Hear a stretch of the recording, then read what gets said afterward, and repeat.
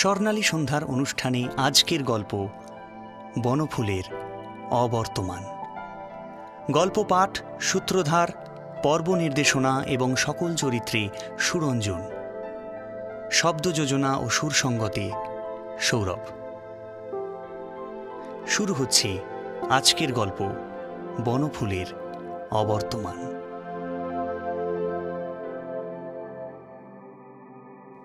সমস্তটা দিন বন্দুক কাঁধে করে একটা চখার পিছনে ঘুরে ঘুরে ক্লান্ত হয়ে পড়েছিলাম।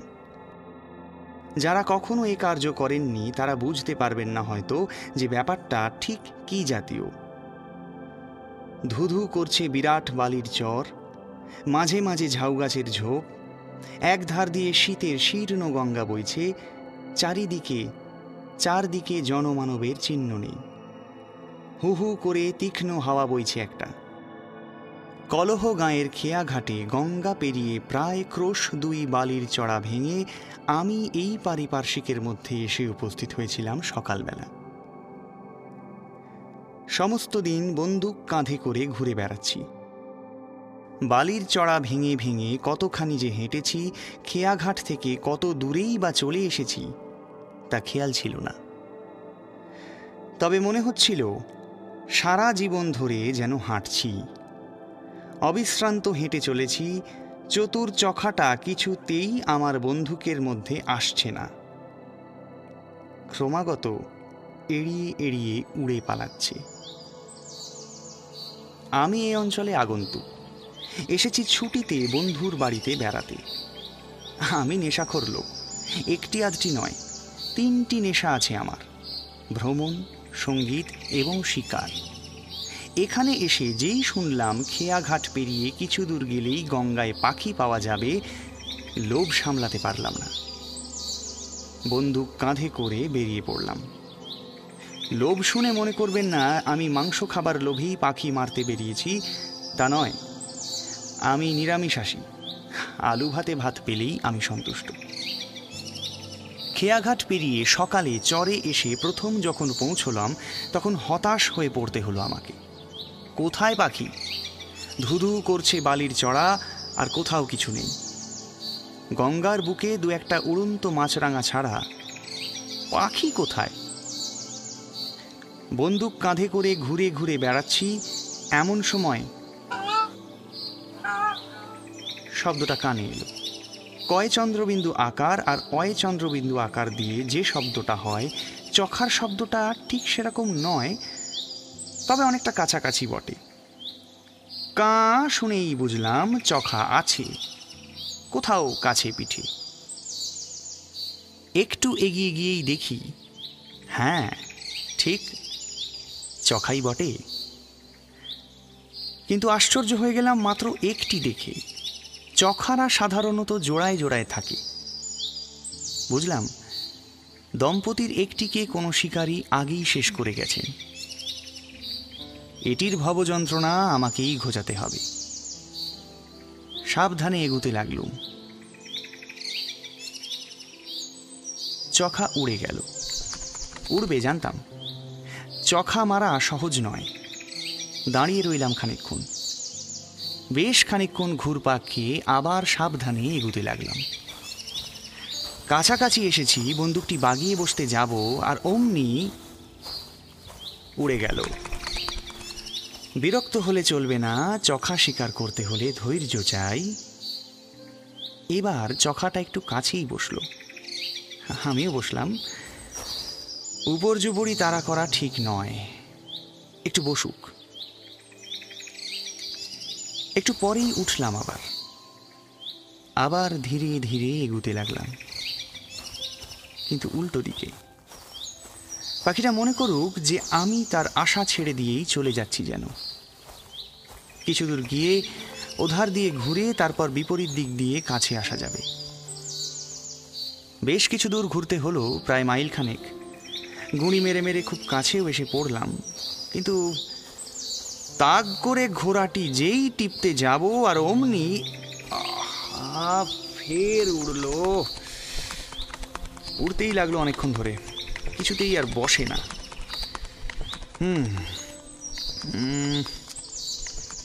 আরে অনেকক্ষণ পর বসলো যদি, কিন্তু এমন একটা বেখাপ্পা জায়গায় বসলো সেখানে যাওয়া মুশকিল। যাওয়া যায় কিন্তু গেলেই দেখতে পাবে। আমার কেমন রোগ চড়ে গেল। মারতেই হবে পাখিটাকে। সোজা এগিয়ে চললাম। আমি ভেবেছিলাম একটু এগুলেই উড়বে, কিন্তু কিন্তু উড়ল না। যতক্ষণ না কাছাকাছি হলাম ঠায় বসে রইল। মনে হলো অসম্ভব বুঝি সম্ভব হয়, কিন্তু যেই বন্দুকটি তুলেছি আর অমনি কিন্তু এবারেও এমন এক জায়গায় বসলো যার কাছে পিঠে কোনো আড়াল আবডাল নেই, চতুর্দিকেই ফাঁকা। কিছুতেই বন্দুকের নাগালের মধ্যে পাওয়া যাবে না। বাধ্য হয়ে সোজা এগিয়ে গিয়ে উড়িয়ে দিতে হলো। এবার গিয়ে বেশ ভালো জায়গায় বসলো। একটা ঝাউবনের আড়ালে আড়ালে গিয়ে খুব কাছাকাছিও আসতে পারলাম, এত কাছাকাছি যে তার পালকগুলো পর্যন্ত দেখা যেতে লাগলো। ফায়ার করলাম, লাগলো না। ঝোপে ঝোপে যা দু একটা ছোট পাখি ছিল তারাও উড়লো, মাছরাঙাগুলো চেঁচাতে শুরু করে দিলে। সমস্ত ব্যাপারটা থিতুতে আধ ঘন্টারও উপর লাগলো।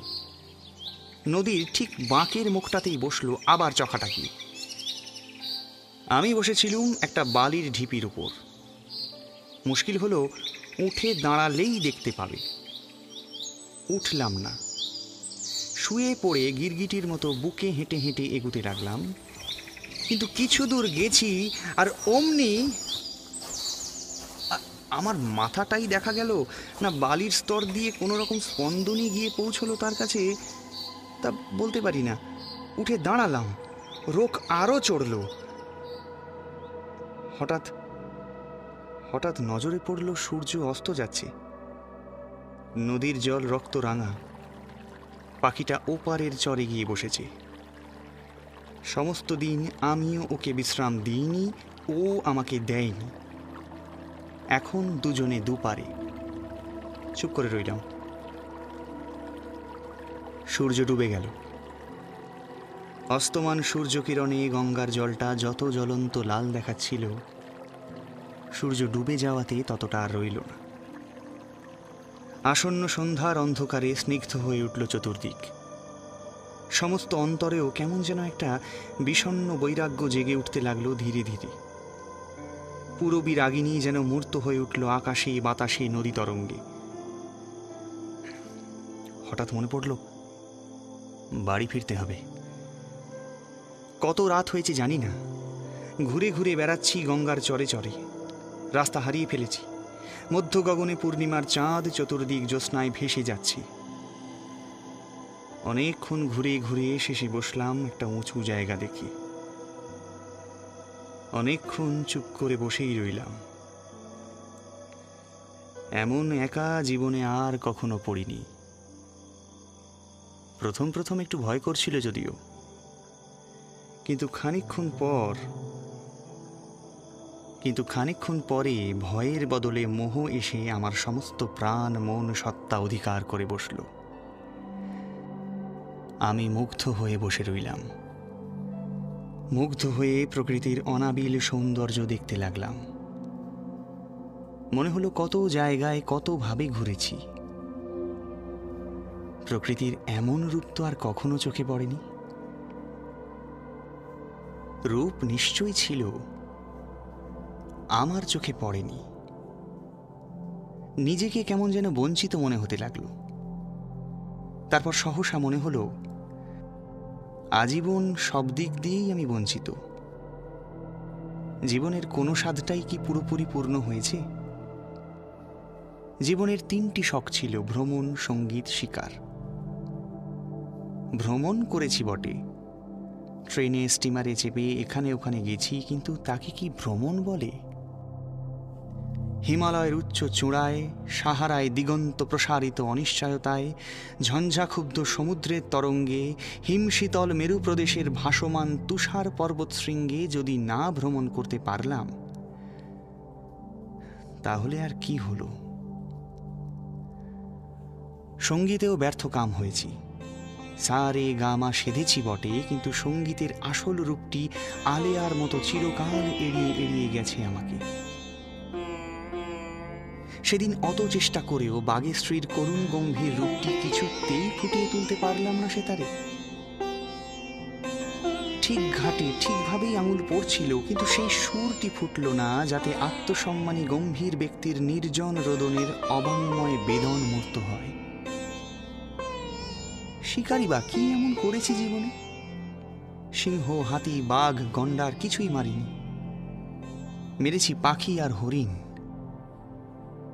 আজ তো সামান্য একটা চখার কাছেই হার মানতে হলো।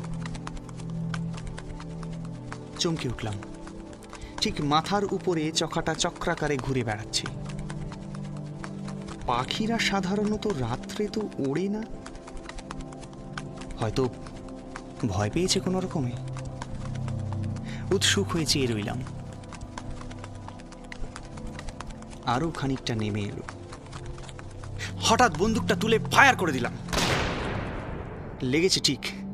পাখিটা ঘুরতে ঘুরতে গিয়ে পড়ল মাঝগঙ্গায়। উত্তেজিত হয়ে দাঁড়ালাম, দেখলাম ভেসে যাচ্ছে। যাক, জীবনে যা বরাবর হয়েছে এবারও তাই হলো। পেয়েও পেলাম না। সত্যি জীবনে কখনো কিছু পাইনি, নাগালের মধ্যে এসেও সব ফসকে গেছে। চুপ করে বসেছিলাম। চতুর্দিকে ধুধু করছে বালি, গঙ্গার কুলুধ্বনি অস্পষ্টভাবে শোনা যাচ্ছে, জ্যোৎস্নায় ফিনিক ফুটছে। শিকার, চখা, বন্দুক, সমস্ত দিনের শ্রান্তি কোনো কিছুর কথাই মনে হচ্ছিল না তখন। একটা নীরব সুরের সাগরে ধীরে ধীরে ভেসে চলেছিলাম। হঠাৎ চমকে উঠলাম। দীর্ঘকায় ঋজুদেহ এক ব্যক্তি নদী থেকে উঠে ঠিক আমার সামনে দাঁড়িয়ে সংস্কৃত মন্ত্রোচ্চারণ করতে করতে গামছা দিয়ে গা মুছতে লাগলেন। অবাক হয়ে গেলাম। কোথা থেকে এলেন ইনি? কখন বা নদীতে নামলেন? কিছুই দেখতে পাইনি। একটু ইতস্ততের পর জিজ্ঞাসা করলাম, আপনি আপনি আপনি কে? লোকটি এতক্ষণ আমাকে লক্ষ্যই করেননি। আমার কথায় মন্ত্রোচ্চারণ থেমে গেল। ফিরে আমার দিকে চেয়ে রইলেন ক্ষণকাল, তারপর বললেন, আমি এখানেই থাকি। আপনি আগন্তুক, আপনি পরিচয় দিন। রাস্তা হারিয়ে ফেলেছেন আপনি? আসুন আসুন আমার সঙ্গে, কাছেই আমার আস্তানা। দীর্ঘকায় ঋজুদেহ পুরুষটি অগ্রগামী হলেন। আমি তার অনুসরণ করলাম। একটু দূরে গিয়েই দেখি একটি ছোট্ট কুটির। আশ্চর্য হয়ে গেলাম। সমস্ত দিন এ অঞ্চলে ঘুরে বেরিয়েছি, এটা চোখে পড়েনি আমার। ছোট্ট কুটিরটি যেন ছবির মতন। সামনে পরিচ্ছন্ন প্রাঙ্গণ, চতুর্দিকে রজনীগন্ধার গাছ, অজস্র ফুল। অনাবিল জ্যোৎস্নায় ধরণীর অন্তরের আনন্দ সহসা যেন পুষ্পায়িত হয়ে উঠেছে গুচ্ছ গুচ্ছ রজনীগন্ধার ঊর্ধ্বমুখ বিকাশে। মৃদু সৌরভে চতুর্দিক আচ্ছন্ন। আমিও আচ্ছন্ন হয়ে দাঁড়িয়ে রইলাম। তিনি এসেই ঘরের ভিতরে ঢুকেছিলেন। একটু পরেই বেরিয়ে এলেন এবং শতরঞ্জি গোছে কি একটা পাততে লাগলেন। বসুন। বসে দেখলাম শতরঞ্জি নয়, গালিচা। খুব দামি নরম গালিচা। তিনিও এক প্রান্তে এসে বসলেন। বলা বাহুল্য, আমার কৌতূহল ক্রমশই বাড়ছিল। তবে কিছুক্ষণ চুপ করে রইলাম, তিনিও চুপ করে রইলেন। শেষে আমাকেই কথা কইতে হলো। সমস্ত দিন এ অঞ্চলে ঘুরেছি, কিন্তু আপনার দেখা পাইনি কেন ভেবে আশ্চর্য লাগছে। সব সময় সব জিনিস কি দেখা যায়? মুখের দিকে চেয়ে ভয় হলো। চোখ দুটো জ্বলছে, মানুষের নয়, যেন বাঘের চোখ।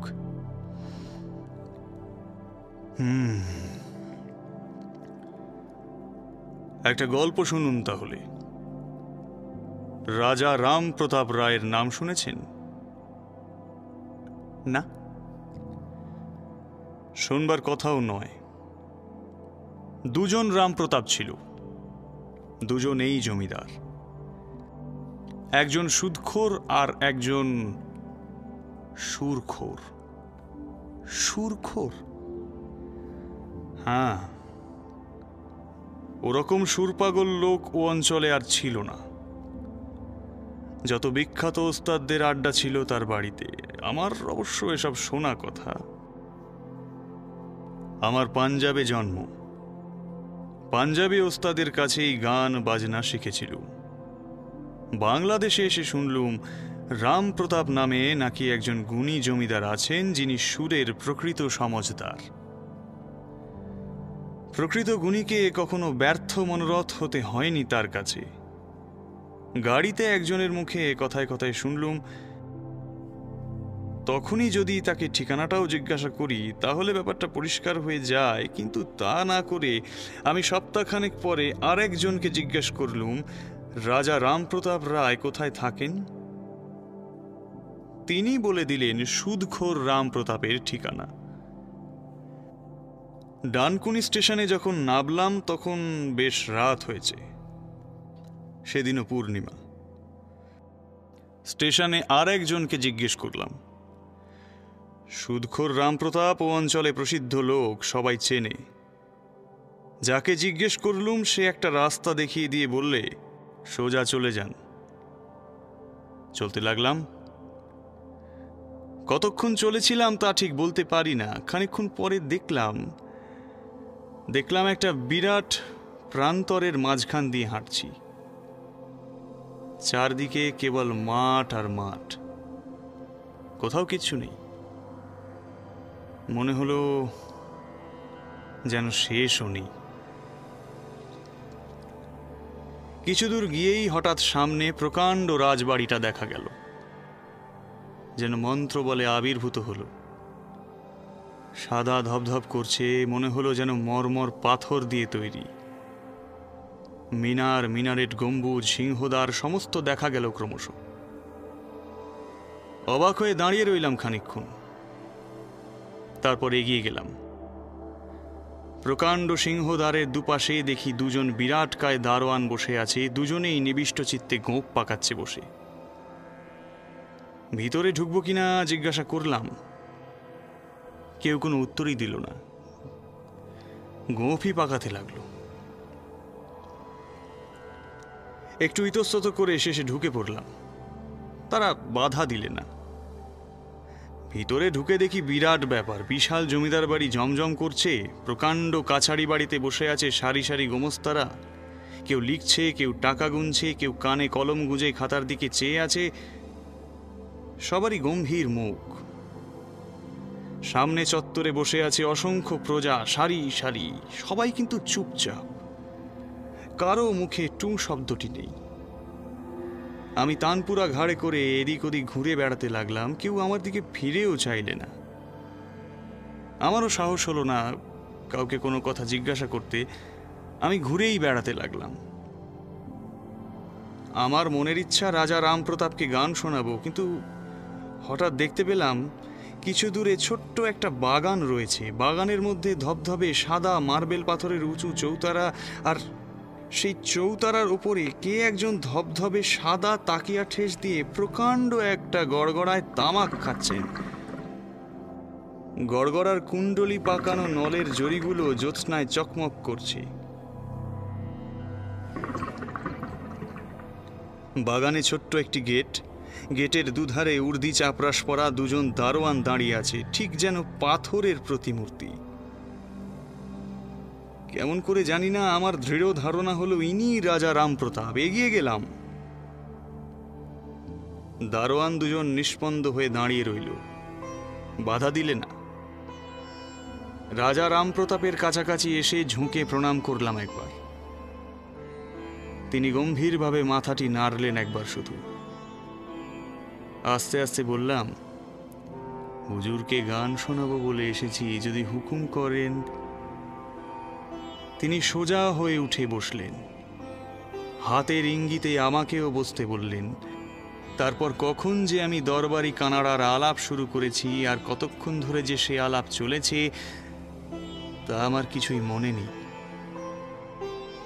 যখন হুঁশ হলো তখন দেখি এক ছড়া মুক্তোর মালা তিনি আমার গলায় পরিয়ে দিচ্ছেন। মালাটা দেখবেন? দাঁড়ান। কুটিরের ভিতর ঢুকে গেলেন তিনি। পর মুহূর্তেই তিনি বেরিয়ে এলেন এক ছড়া মুক্তোর মালা নিয়ে। অমন সুন্দর এবং অত বড় বড় মুক্তো আমি আর দেখিনি কখনো। তারপর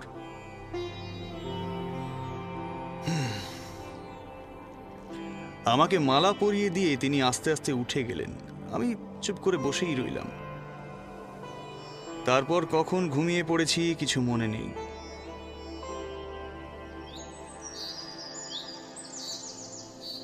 সকালে যখন ঘুম ভাঙল তখন দেখি রাজবাড়ি, কাছারি, চৌতারা, লোকজন কোথাও কিচ্ছু নেই, ফাঁকা মাঠের মাঝখানে আমি একা শুয়ে ঘুমুচ্ছি। একা? কিরকম? সবিস্ময়ে প্রশ্ন করলাম। হ্যাঁ, ফাঁকা মাঠের মাঝখানে একা, কেউ নেই। পরে খোঁজ নিয়ে জানলাম গুণী রাজা রামপ্রতাপ অনেক দিন হলো মারা গেছেন। বেঁচে আছে সেই সুদখোর বেটা। তার বাড়ির পথ সবাই আমাকে বলে দিয়েছিল, কিন্তু আমার মনের একান্ত ইচ্ছে ছিল গুণী রামপ্রতাপকে গান শোনাবার। তাই তিনি মাঠের মাঝখানে আমাকে দেখা দিয়ে আমার গান শুনে বকশিস দিয়ে গেলেন। হ্যাঁ, কিছুক্ষণ দুজনেই চুপ করে রইলাম। কতক্ষণ তা মনে নেই। হঠাৎ তিনি জিজ্ঞাসা করলেন, গান শুনবেন? যদি আপনার অসুবিধে না হয়। অসুবিধে আবার কি? সুরের সাধনা করবার জন্যেই আমি এই নির্জন বাস করছি। আবার উঠে গেলেন। কুটিরের ভিতর থেকে বিরাট এক তানপুরা বার করে বললেন, বাগেশ্রী আলাপ করি, শুনুন। শুরু হয়ে গেল বাগেশ্রী। ওরকম বাগেশ্রীর আলাপ আমি কখনো শুনিনি। যা নিজে আমি কখনো আয়ত্ত করতে পারিনি, কিন্তু আয়ত্ত করতে চেয়েছিলাম, তাই যেন শুনলাম আজ। কতক্ষণ শুনেছিলাম মনে নেই, কখন ঘুমিয়ে পড়েছিলাম তাও জানি না। ঘুম ভাঙল যখন, তখন দেখি আমি সেই ধুধু বালির চড়ায় একা শুয়ে আছি। কোথাও কেউ নেই। উঠে বসলাম। উঠতেই নজরে পড়ল চখাটা চড়ে বেড়াচ্ছে। মরেনি।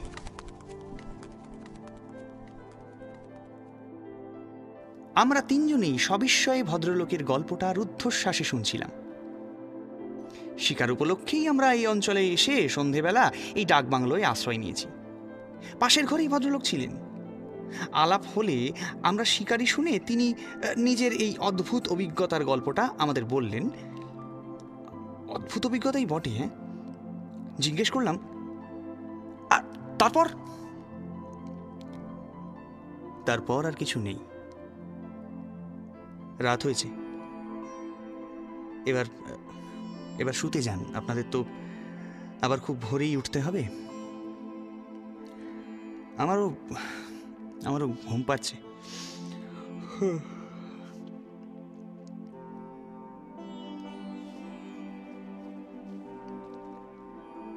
এই বলেই তিনি আস্তে আস্তে উঠে নিজের ঘরে প্রবেশ করলেন। আমরা কিছুক্ষণ চুপ করে বসে রইলাম। তারপর হঠাৎ আমার কৌতূহল হলো, কোন অঞ্চলের গঙ্গার চরে এই কাণ্ড ঘটেছিল জানতে পারলে আমরাও একবার জায়গাটা দেখে আসতাম। জিজ্ঞেস করবার জন্য পাশের ঘরে ঢুকে দেখি ঘরে কেউ নেই। চারদিক দেখলাম, হ্যাঁ, কেউ নেই। ডাকবাংলো চাপরাশিকে জাগিয়ে প্রশ্ন করলাম, এই পাশের ঘরে যে ভদ্রলোক ছিলেন তিনি কোথাকার লোক? চাপরাশি উত্তর দিল, পাশের ঘরে তো কোনো লোক নেই, গত 2 সপ্তাহের মধ্যে এখানে আর কেউ আসেনি।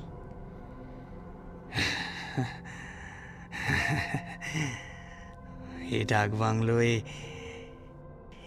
ডাকবাংলোয় কেউ বড় একটা আসতে চায় না, বলে সে অদ্ভুত একটা হাসি হাসল।